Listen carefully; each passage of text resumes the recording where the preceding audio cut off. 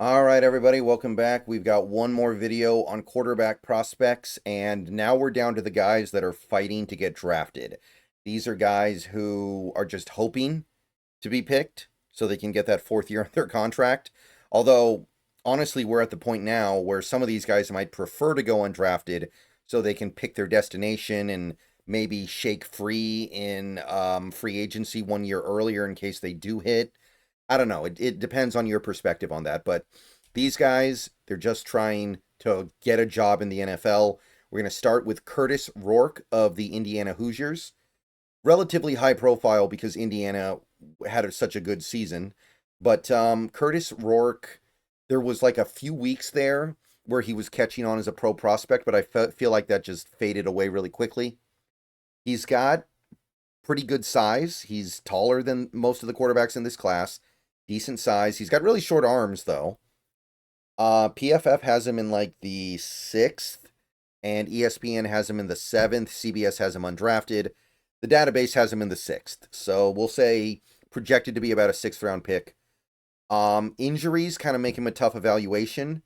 Mostly you want to focus in on what happened in 2024. 3,000 yards, 69% completion, 29 touchdowns, 5 picks. Year before that, I think he missed like 5 games or something, but you did see a little bit of a different player before he got hurt. So in 2024, he was probably still playing hurt, which is why he was no longer a dual threat. But this guy was able to show off an ability to run for some yards in 2023. Worth noting, probably going to come back now that he's a year removed from the injury. But two pretty decent seasons. He has good size, like I said, works well in the pocket. He's kind of in some ways, he will make you think of like more of a traditional pocket quarterback. His arm was better before he got hurt in 2023. And it is worth noting that that's not just dealing with the mobility, that's dealing with his ability to actually throw the ball. He was probably a little bit handicapped in 2024, still coming back from the injury, and he toughed it out in 2024 on a torn ACL and still put up good numbers. So Kurtis Rourke, probably better than he looked. I'll say that much. He does have high IQ understanding of the quarterback position. He understands defensive schemes. He has good mechanics. He looks like a veteran out there, and in some sense he is. He's an older prospect. He's already going to be 24. So Kurtis Rourke, I mean, I saw the initial appeal for sure, but I still wouldn't call him mobile. Even when he's healthy, I would not call Kurtis Rourke mobile. He's not a statue the way that he is now, but if he gets back to 100%, mostly he is still a pocket quarterback. He's older, so he's closer to his ceiling. He's got a slow release, which is really going to be frustrating for a pocket quarterback. He does have breakdowns in his accuracy. Mostly with his physical attributes, he's just kind of average, right? He's got an okay arm, but it's not special. He's got okay ability to move, but it's not special. Like everything about him is just kind of like plain. There's nothing about him that really stands out. He doesn't feel pressure very well, like blindside pressure. Seems to struggle to really feel the backside pressure and work to mitigate it. So I I have a hard time with this one because I know he was playing hurt in 2024, but seems like he's just destined to be like a backup or practice squad quarterback.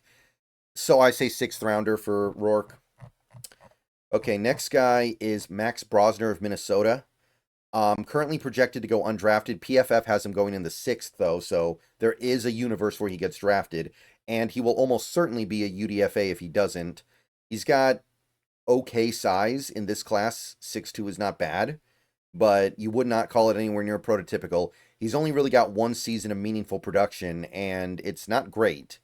2,800 yards, 18 touchdowns, not really much production running with his legs at all, really, so you don't have a lot of data to work with. He does have a nice little arm, though, and you saw it at the combine. I thought at the combine he actually showed some pretty decent traits. He gets the ball out quickly, and he's got a pretty decent arm. It's not stellar, but it did make you think this might be a guy worth drafting. He's also cerebral, I think.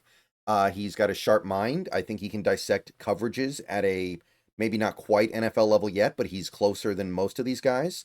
He goes through his reads well. He can go from one side of the field to the other, trying to find the open man. So I do like some things about Brosner for sure, but still not a guy who's going to hit deep throws. His arm is certainly not great. It's okay. And maybe it's a little bit better than okay based on the combine, but based on Minnesota, it's not going to work so well on game day. He's not very mobile. In fact, he's mostly immobile. Only the 1 year of meaningful production. Pressure makes him panic. Pressure makes him turn it over. Pressure makes him make bad plays. And his accuracy just kind of comes and goes. And any degree of pressure or disruption or disguised defense just kind of completely throws him off. So he needs things to be perfect for him. So he's kind of like, it feels like he's a guy who depends heavily on his brain to overcome his body.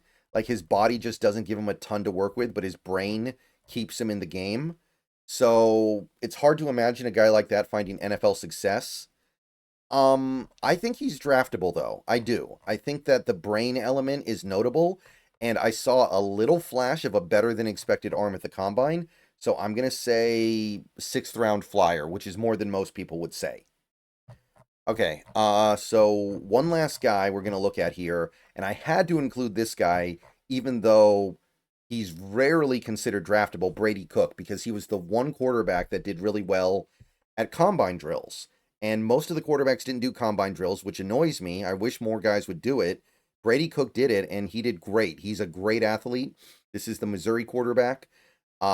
He's got okay-ish size, not really big. He does have long arms. But the drills at the combine, man, he 90th percentile 40 time, 96th percentile 10-yard split. So he's very quick. Like, I think that's significantly better than Brock Purdy's 10-yard split, and we know how quick Purdy is. You know, there's a difference between being fast and being quick. For a player like Brady Cook, it's more valuable to be quick. And really good explosiveness. The vertical, 95th percentile. Broad jump, 98th percentile. Other than the 40, this is actually very close to Anthony Richardson's combine. Remember that? Now, Anthony Richardson had a better 40 time, of course, but everything else is like, it's on Anthony Richardson's level. 7-second 3-cone, 70th percentile is pretty good too, and the 20-yard shuttle was 81st percentile, so he's a great athlete. He's a great physical specimen. The only big board that I found that had him getting drafted was PFF. The aggregate has him well out of the drafted category, almost like, actually more than 40 players outside drafted territory. I wouldn't be surprised if these traits got him drafted. Now, 2024, he missed time, didn't have a great season. 2,500 yards, 11 touchdowns. Again, he didn't play every game. That's why. Showed some ability as a dual threat, did run. We're talking about like what, 550 yards rushing over the last 2 years. So a little bit of that going on here. But he didn't get to have that big breakout year that may have been coming in 2024 because he missed games. So, yeah, I'll say it. Of the quarterbacks who went to the combine, this is the only guy who really looked like athletic compared to the historical average. Everyone else just kind of did the drills, and some of them did okay, but Brady Cook actually looked like he could be a legitimate elite quarterback athlete. He's got a big arm as well. That's the thing, right? This is not Riley Leonard. This guy can make almost all the throws. This is a legitimate NFL arm that can rifle it in there, that can get it down the field. Like, it's a real arm, people. And you wouldn't expect that from a guy not even expected to get drafted. He's got some dual threat upside as well. He's got some real ability to become a runner, both to gain yards and to buy time. He's got a quick release, and he can put good touch on his throws. So you might be wondering, why is this guy not going to get drafted? Well, he was never able to really put it together on the field the way the talent indicates.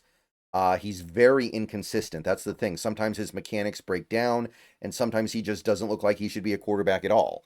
The consistency is really killer here. You find moments where he looks great, and then you find moments where he just looks awful.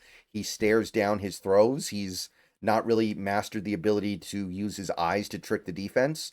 His decision making is questionable. I know he doesn't have a lot of turnovers over the last couple seasons, but you look at the tape, his decision making is very questionable. His accuracy is suspect heavily, and pressure makes a fool of him. So you put it all together, you have a guy who isn't really expected to get drafted. This is kind of like one of those fool's gold players. You look at the talent and you're like, oh, there's something here, but you've seen so little of that realized on a football field that there's just not really much to actually spend a draft pick on. Now, the upside does make me like him more than some of these other guys. I probably like him a little more than I should, but to me, I have to ask, what's the fundamental difference between Brady Cook and Jalen Milroe? I know Jalen Milroe was more successful in college, but that could have easily been because he played for Alabama. Like Brady Cook, if they swapped places, would things be different? I'm not so sure. The main difference is I think Milroe has a better chance of changing positions if things don't work out at quarterback, but really, like, I said Milroe was worth like a 5th-round pick. I'd take a 6th-round pick on Brady Cook and try to get him in the right mental place. I think a lot of the issues are fixable. I think that most of the issues are things that can be fixed. Not that they will be fixed, but I'll take a 6th-round pick and see what's up. All right, so that's every quarterback that I'm going to evaluate for this year's draft. Unless somebody comes rocketing out of nowhere. Maybe I'll talk about them near the end. But that's it. I'll see you guys later. Go Hawks. Let me know what you think. That's your quarterbacks. And tomorrow we're moving on to another position. So buckle up for that. And see you guys then. Go Hawks.